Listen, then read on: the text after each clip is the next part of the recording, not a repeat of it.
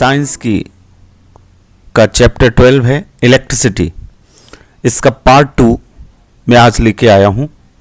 Part 1 आप पढ़ चुके हैं। पार्ट 1 में आपने जो पढ़ा है विद्युत धारा, प्रतिरोध, विभव और विभवांतर और ओम का नियम, ये सारी चीज़ें आपने पार्ट 1 में पढ़ ली हैं। आज हम पार्ट 2 शुरू कर रहे हैं और इस पार्ट 2 के साथ ही ये वाली यूनिट जो 10th की है विद्युत की, इलेक्ट्रिसिटी की, ये समाप्त हो जाएगी। आप दोनों पार्ट को देखिएगा। आज के पार्ट में हम पढ़ने जा रहे हैं प्रतिरोधों का श्रेणी क्रम और समानांतर क्रम संयोजन, और इसके साथ ही एक और कॉन्सेप्ट है इसमें, वो है जूल के नियम की ऊष्मीय प्रभाव धारा का। उसमें हम शक्ति भी पढ़ेंगे और ऊष्मीय प्रभाव भी पढ़ेंगे। इन सबको चलिए शुरू करते हैं।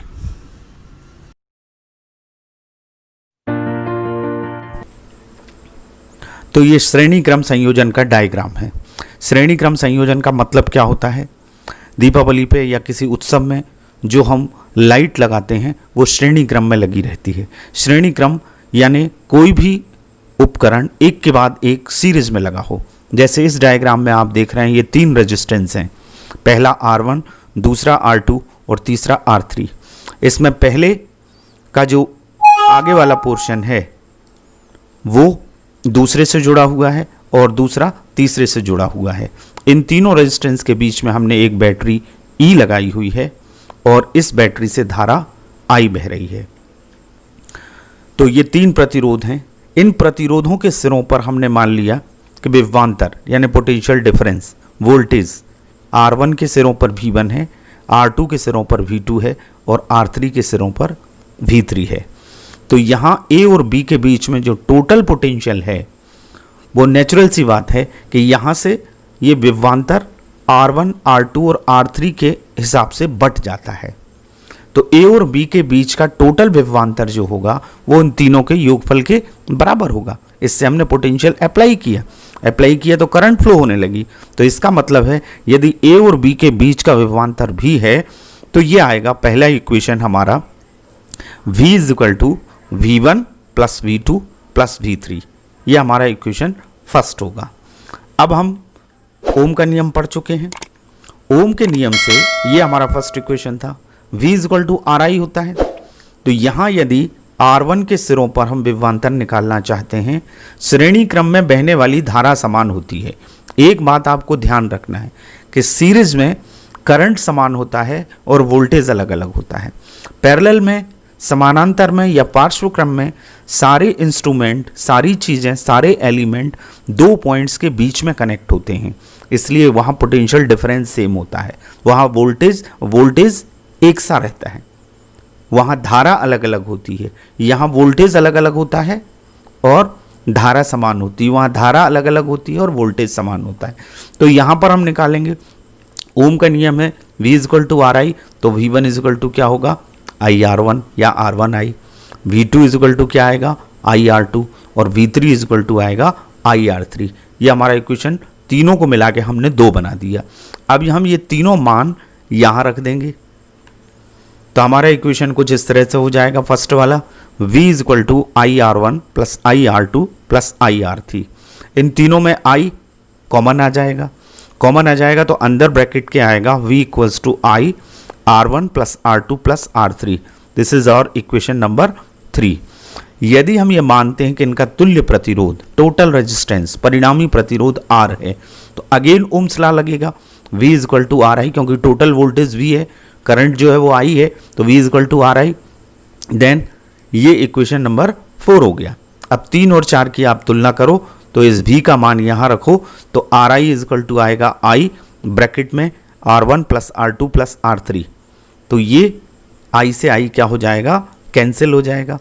फाइनली हमारा रिजल्ट आ गया R = R1 + R2 + R3।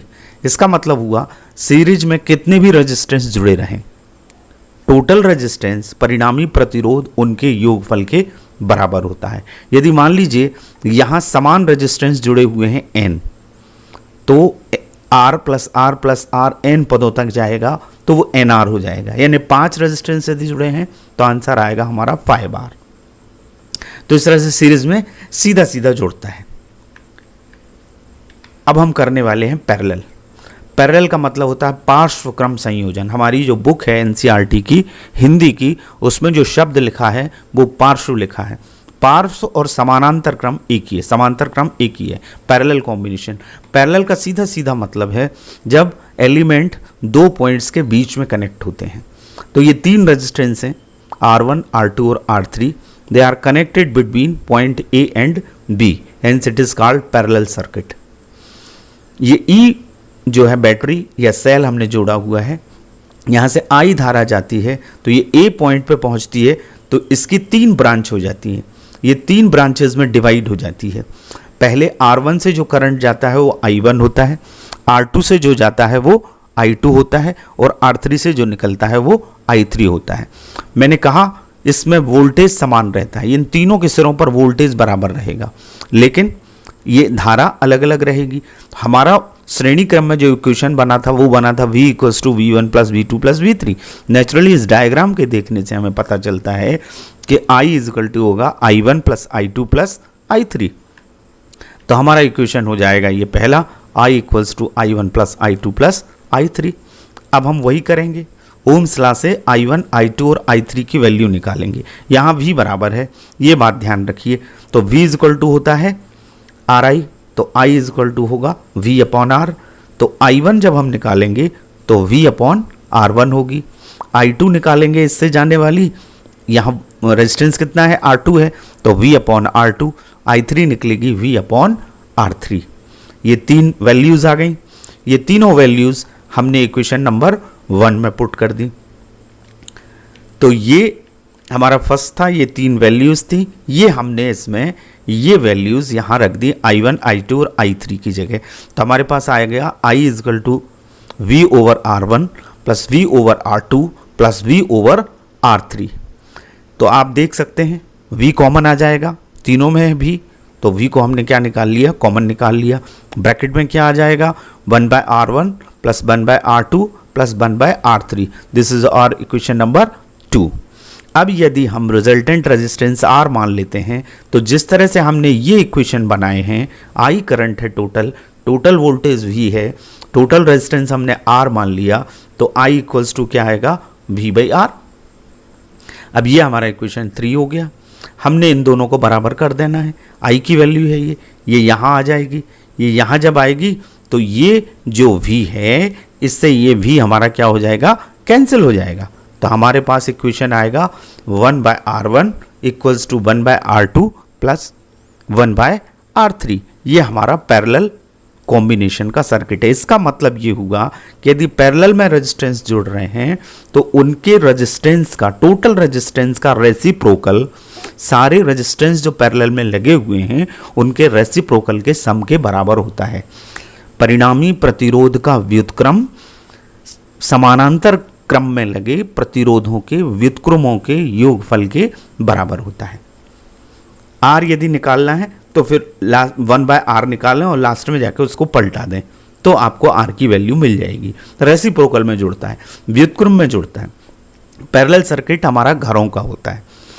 घरों का समानांतर क्रम संयोजन में बल्ब है, ट्यूबलाइट है, पंखा है, ये चीज़ें समानांतर में लगी रहती हैं। उसके पीछे कारण ये है कि हमें उनके सिरों पर समान वोल्टेज की ज़रूरत होती है और अलग अलग स्विच से अलग अलग कनेक्ट होते हैं, जिससे हम एक चीज़ को बंद करना चाहें तो हम कर सकते हैं। सीरीज़ में यदि सीरीज़ में लगे हुए हैं बल्ब तो एक ही स्विच से वो कनेक्टेड रहेंगे। यदि हमने उस स्विच को ऑफ कर दिया तो सारी सीरीज जो है, सारे बल्ब बुझ जाएंगे। यदि हम एक को बंद करना चाहें पैरेलल में तो हम कर सकते हैं, लेकिन सीरीज में नहीं कर सकते। तो पैरेलल का ये फ़ायदा है।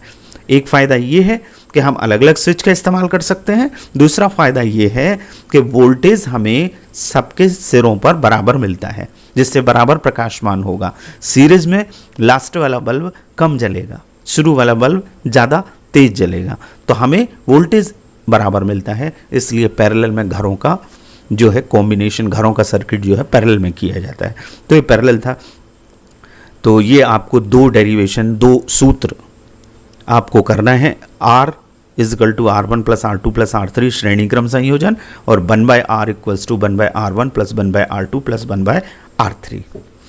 अब हम इससे संबंधित कुछ सिंपल से सवाल देख लेते हैं, कुछ न्यूमेरिकल्स देख लेते हैं। 3 प्रतिरोध हैं, एक 2 ओम का, एक 3 ओम का और एक 6 ओम का।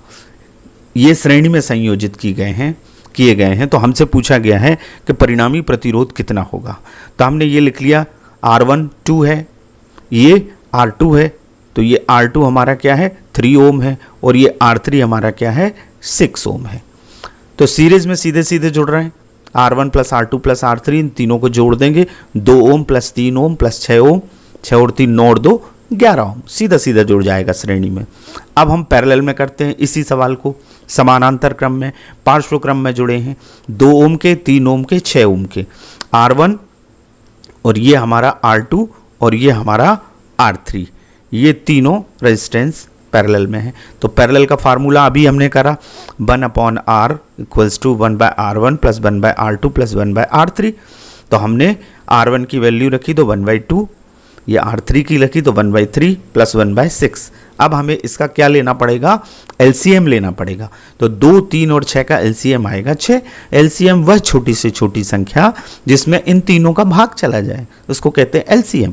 यदि LCM लेते नहीं बन रहा है, बच्चों को नहीं आ रहा है समझ में, आना चाहिए, नहीं तो हम इनको तीनों को गुणा करके नीचे लिख देते हैं तो भी ये साल हो जाएगा। तो 6 आ गया LCM, 2 से डिवाइड किया 6 को तो 3 आएगा, 3 से डिवाइड किया तो 2 आएगा, और 6 से डिवाइड किया तो 1 आएगा। ऊपर भी 3 और 2 5 और 1 6, 6/6, ये 1 आ गया। अब R की वैल्यू निकालना है, 1/1 आया, यानी आंसर हमारा R इजिकल टू क्या आएगा 1 ओम। पैरेलल में रेजिस्टेंस 1 ओम आएगा। एक और बात इन दोनों उदाहरणों से, दोनों सवालों से निष्कर्ष निकलता है, रेजिस्टेंस सीरीज में बढ़ता है, प्रतिरोध यदि बढ़ता है तो धारा कम हो जाती है।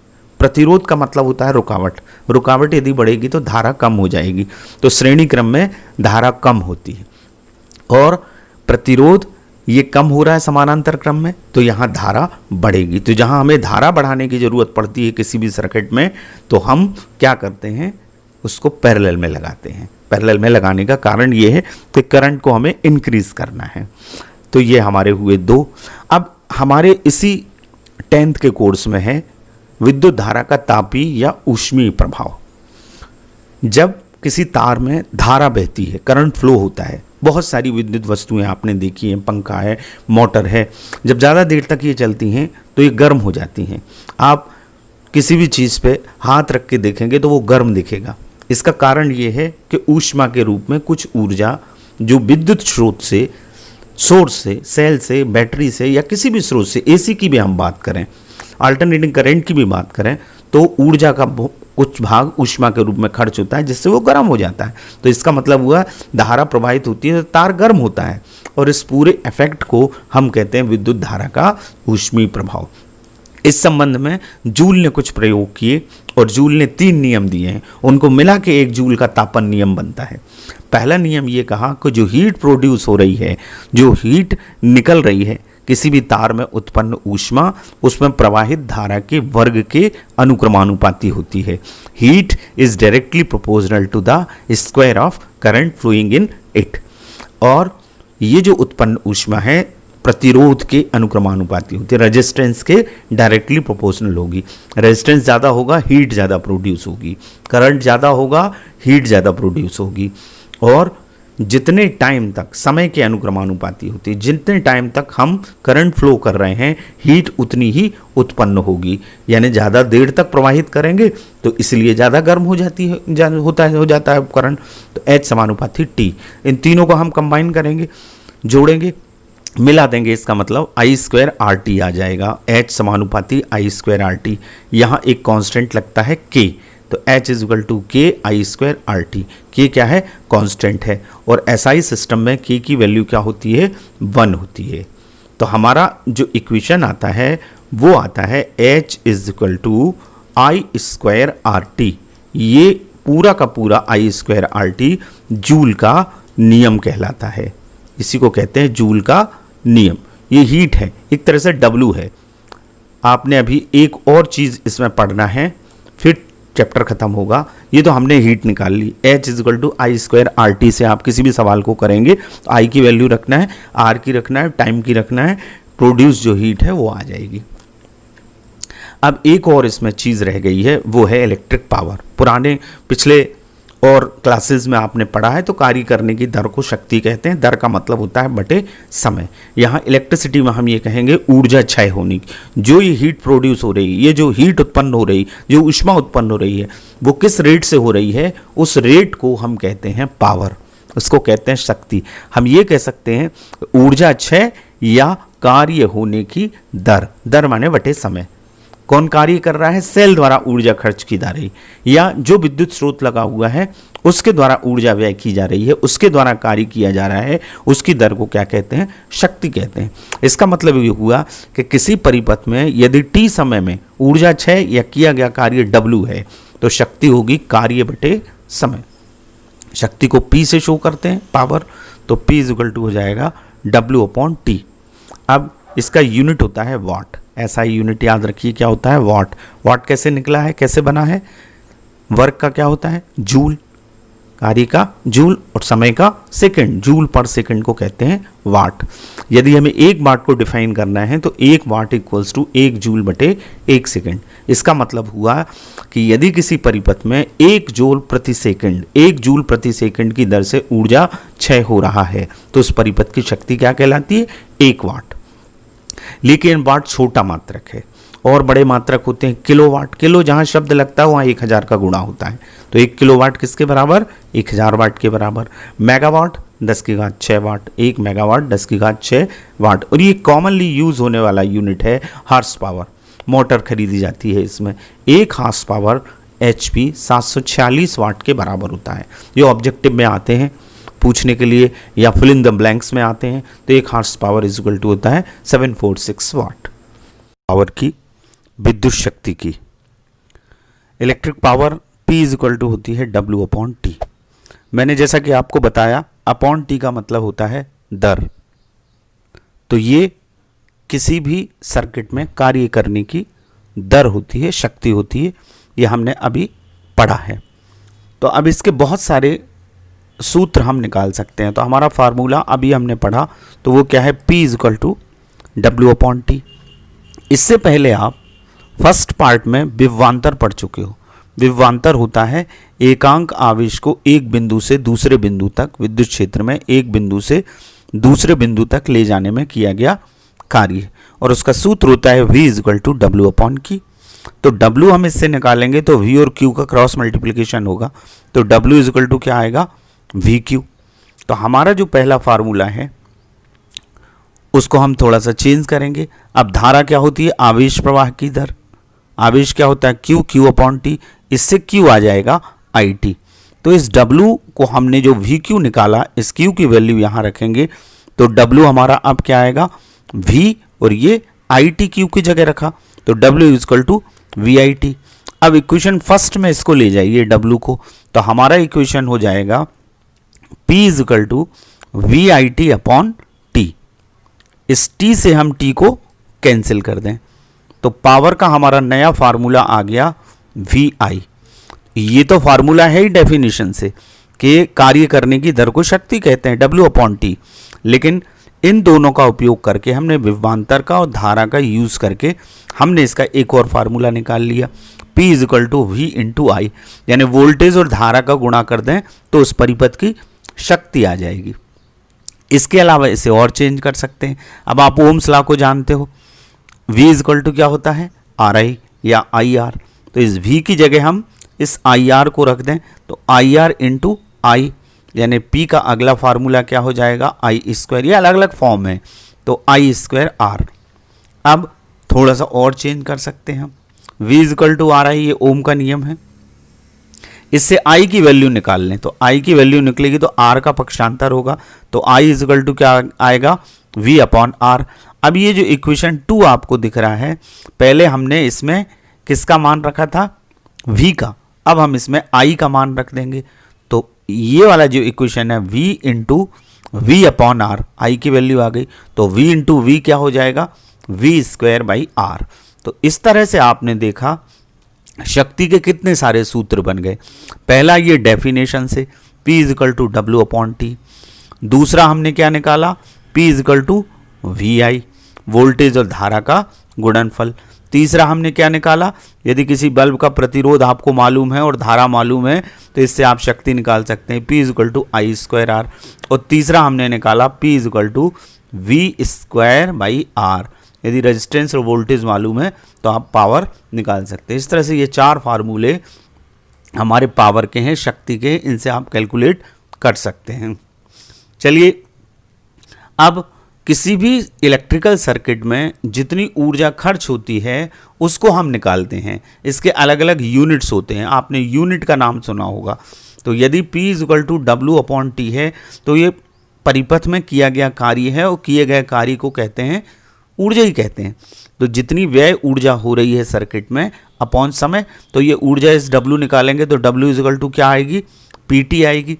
मतलब व्यय ऊर्जा का सूत्र क्या होगा, शक्ति गुणित समय, पावर इनटू टाइम। इसका यूनिट क्या होता है, ऊर्जा का यूनिट जूल होता है। लेकिन जूल जो है बहुत छोटा यूनिट है, इसकी जगह जो व्यापारिक स्तर है उसकी जगह हम किलोवाट घंटा का यूज़ करते हैं। और इस किलोवाट घंटा का पूरा नाम है, इसे बोर्ड ऑफ ट्रेड यूनिट कहा जाता है, BTU। लेकिन हमारी जो व्यवहारिक बोलचाल की भाषा है इसमें हम इसको क्या कहते हैं, यूनिट कहते हैं। कि इतने यूनिट बिजली जल गई, 1 यूनिट का रेट 5 रुपये है तो 10 यूनिट का बिल आएगा हमारा 50 रुपये। तो इसी को यूनिट कहते हैं। किलोवाट घंटा को क्या कहते हैं, यूनिट। इसका पूरा नाम क्या है, बोर्ड ऑफ ट्रेड यूनिट, इसको याद रखिएगा। लेकिन बोलचाल की भाषा में साधारण रूप से इसको यूनिट कहा जाता है। अब ये यूनिट क्या होता है, कितना होता है, वो हम आगे देखेंगे। पहले ये प्रश्न आता है एग्जाम में, 1 किलोवाट घंटा और जूल में क्या संबंध है। तो जूल छोटा मात्रक है, बड़े मात्रक में हमको बदलना है तो कैसे बदलेंगे, 1 किलोवाट आवर, तो इसका मतलब हुआ 1 किलोवाट इंटू 1 आवर। किलोवाट को सबसे पहले क्या बना लें, वाट बना लें, तो 1000 वाट हो जाएंगे। और 1 घंटे में 60 मिनट और 1 मिनट में 60 सेकंड, यानी 1 घंटे में 3600 सेकंड होते हैं, 60 इंटू 60। अब आप इसका इंटू करें तो 6 इंटू 6 करेंगे तो क्या आएगा, 36। और ये 2 जीरो क्या आ गया, 100 आ गए। अब देखिए शून्य कितने हैं, 1 2 3 4 5 जीरो हैं, और 1 पॉइंट हमने इसको खिसका दिया तो ये आ गया 3.6 इंटू 10 टू द पावर 6। और ये वाट इंटू सेकेंड, और वाट इंटू सेकेंड को हम क्या कहते हैं, जूल कहते हैं। ये शक्ति का मात्रक क्या होता है, वाट, और टाइम का मात्रक क्या होता है, सेकंड। तो वाट इंटू सेकेंड को क्या कहा जाता है, जूल कहा जाता है। तो ये जूल हुआ। तो 3.6 into 10 to the power 6 joule. 1 kilowatt घंटे में यानी 1 यूनिट में कितने जूल होते हैं, 3.6 into 10 to the power 6 joule. हम ये कह सकते हैं 36 गुणित 10 की घात 5। यदि 36 कहेंगे तो 10 टू द पावर 5 आएगा, 3.6 कहेंगे तो 10 टू द पावर 6 आएगा। ये आप याद रखिए। अब यूनिट कैसे निकलते हैं, घरों का बिजली बिल निकालते हैं तो यूनिट कैसे निकलते हैं। अभी हमने पढ़ा W इक्वल टू क्या हो गया, PT। अब P को क्या लिख सकते हैं, हमारा P का एक फार्मूला था V इंटू आई, वोल्टेज और धारा का गुणनफल। और P किस में रहेगी, पावर वाट में, और टाइम किस में रहेगा, घंटे में। यदि हम इसको किलोवाट घंटे में बदलें तो वाट को किलोवाट में बदलेंगे तो किलोवाट बटे 1000 करना पड़ेगा, इंटू T घंटे। अब V, ये जो 3 हैं ये V, I और T, और यहाँ आ गया किलोवाट बटे 1000, और ये किलोवाट घंटे। अब किलोवाट घंटे का मतलब यूनिट की संख्या यदि हम निकालेंगे तो ये आएगा वोल्ट, V की जगह, I की जगह एम्पियर, और घंटे बटे 1000। और वोल्ट इंटू एम्पियर को हम कहते हैं वाट। तो यूनिट की संख्या यदि हमें निकालना है कि कितने यूनिट बिजली खर्च हो रही है तो हमें इस फार्मूले को लगाना है। पूरे वाट जोड़ लीजिए और कितने घंटे वो जल रहे हैं या काम कर रहे हैं, वो घंटे बटे 1000। तो यूनिट की संख्या निकलती है वाट गुणित घंटे बटे 1000 से। एक सवाल हम इसका करके देख लेते हैं। कोई विद्युत मोटर 220 वोल्ट के विद्युत स्रोत से 5 एम्पियर की विद्युत धारा लेता है। मोटर की शक्ति एवं 2 घंटे में मोटर द्वारा उपभुक्त की गई ऊर्जा का परिकलन कीजिए। ये आपके एनसीईआरटी की बुक में है।